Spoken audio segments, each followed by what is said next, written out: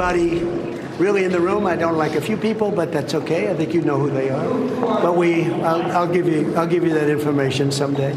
But for the most part, we have a really well unified party. And I said it very strongly. We have the hottest country anywhere in the world. We're the most powerful. We're the smartest. We're the most respected. 2 years ago, we were a laughing stock all over the world. We had a terrible group of people representing us. Every leader, I just left G7. Every leader, and we had a lot of people in addition to G7, as you know, came.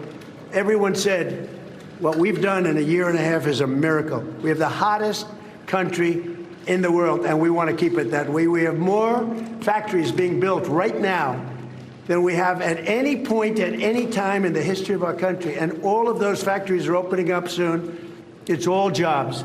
And our job numbers are incredible anyway. I see that oil just broke the $70 number. Who would have thought that was going to happen? And that's during a war. And Iran is being very nice. They're agreeing to everything that I want. And they have to. Otherwise, we just go back and do what we have to do. Thank you very much. All right, so the president, they're saying, because this was a big topic of discussion, we understand at the lunch, that Iran is being very nice. They're doing everything that I'm asking them to do. President saying that oil has broken through $70. It's just above there in the account that we have.